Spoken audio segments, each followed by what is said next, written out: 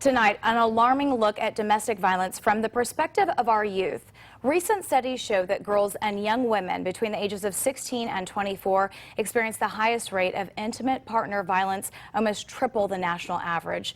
But now there is a new program in Huntsville working to change that. I spoke with local teenagers going through a program called Date Smart. They shared some eye-opening insight with me. Kennedy Jones is 14 years old. She's about to start the 9th grade. Do you have a boyfriend? When I asked her if she had a boyfriend, she told me no, she wasn't in any rush.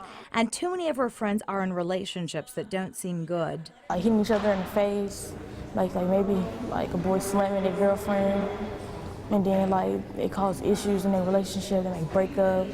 And then they eventually go back to each other. And I don't feel like that's not healthy. The incident Jones told me she witnessed is more common among our youth than you might think. According to the groups Domestic Violence Services, Inc. and loveandrespect.org, some domestic violence studies show that 40% of teenagers ages 14 to 17 years old report knowing someone their age who has been hit, beaten, or abused by a boyfriend. About 1 in 5 female teenagers report physical dating violence by a dating partner. Nearly 14% of teens, both male and female, have reported that their boyfriend or girlfriend threatened to harm them or themselves to avoid a relationship breakup.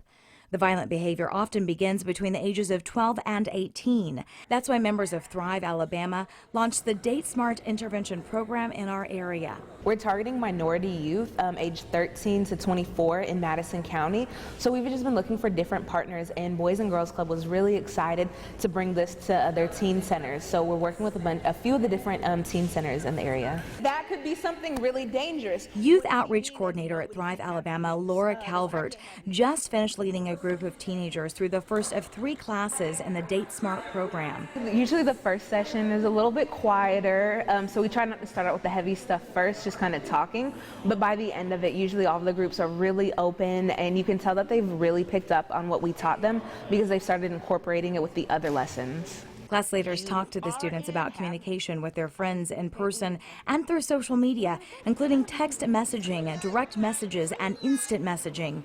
They also learned how to set boundaries. We kind of used demonstrations that we see in the media that are healthy relationships.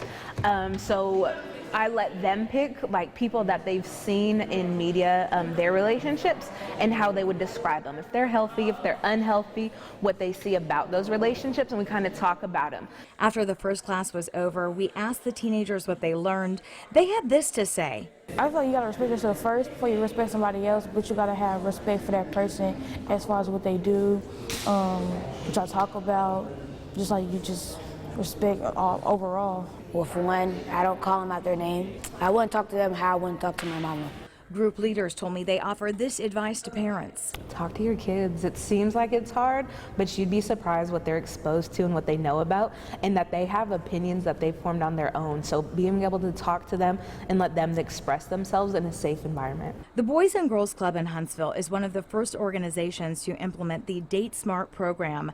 Leaders at Thrive, Alabama hope even more groups will show interest in implementing the program into their curriculum.